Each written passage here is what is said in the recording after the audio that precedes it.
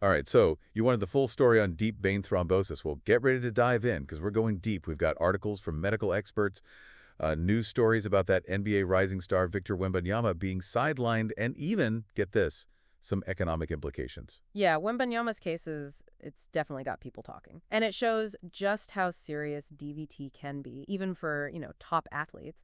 But, it's important to remember that this isn't just an athlete's problem. Exactly. It can affect, well, pretty much anyone, right? So let's back up for a second. What exactly are we talking about when we say DVT? So the Meadow Clinic, they define it as, and I'm quoting here, a blood clot that forms in a vein deep inside a part of the body. Now, most often this happens in the legs.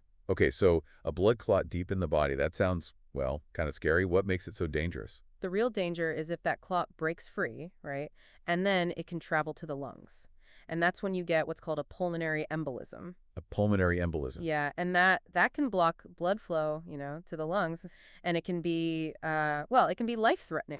Okay, so it's not just a blood clot. It's like a moving time bomb, almost.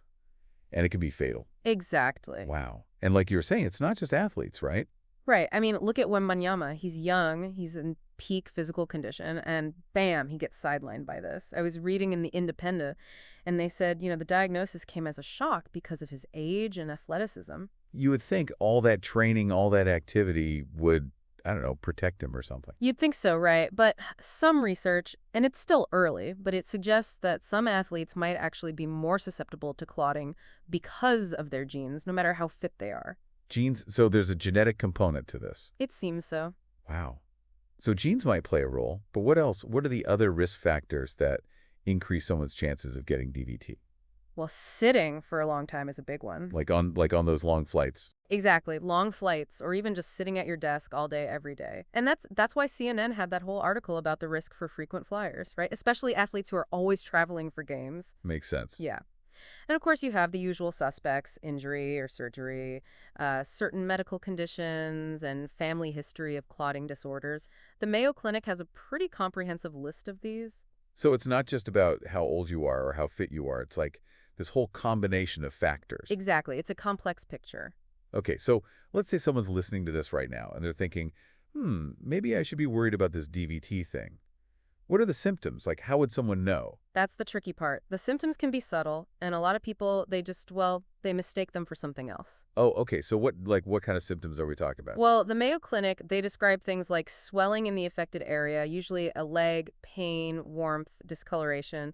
But people might think, oh, it's just a muscle strain, or I'm just tired. Yeah, I could see how you could easily brush it off. Exactly. So what happens if you do just brush it off? Like, what's the danger in waiting to see a doctor if you think you might have DVT? The biggest danger is that the clot will travel to the lungs and cause a pulmonary embolism. And that can escalate very quickly, become a real medical emergency. So early detection is key, right? Absolutely. If you experience those symptoms, especially if you have any of the risk factors we talked about, you got to get to a doctor right away. Got it. So let's say someone is diagnosed with DVT. What happens then? What are the treatments? Well, the main goal is to prevent that clot from getting bigger and, most importantly, to keep it from breaking loose. The Cleveland Clinic, they're the experts on this, and they recommend a few things. Blood thinners are usually the first line of defense. Blood thinners to prevent more clotting, right? Exactly. And they also often use compression stockings. Compression stockings. Now those, I remember those. My grandma used to wear those. Yeah, well, they help improve blood flow, which is important. And in some cases, doctors might use medication to actually break down the existing clot. Wow, so a combination of approaches. Right. It really depends on the individual case. So bringing it back to Wembanyama, the Economic Times, they said he's out for the rest of the season because of this? Yeah, That's a huge deal. it is. And it shows that even with treatment, DVT can have a major impact on your life. Definitely a wake-up call. So how can we, those of us who aren't NBA stars, what can we do to prevent this from happening to us? Well, the good news is that there are a lot of things we can do. The Cleveland Clinic recommends, and I think this is key, staying active. Staying active, like how active are we talking? Well, it doesn't have to be anything crazy. If you have a desk job, just getting up and moving every hour can make a big difference. Okay, that's doable.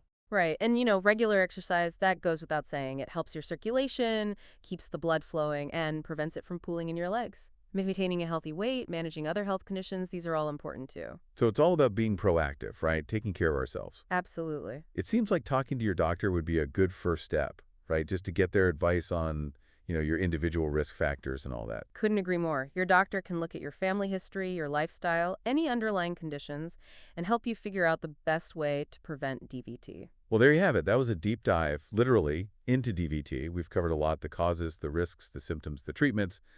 But what's really important is that we also learned about prevention. Right. Knowledge is power when it comes to our health. Victor Wembanyama's case, as unfortunate as it is, it reminds us that we need to be aware of this condition and take steps to protect ourselves. And on that note, remember, even though our deep dive is over, your journey to understanding DVT doesn't have to end here. Talk to your doctors, stay informed, and stay healthy.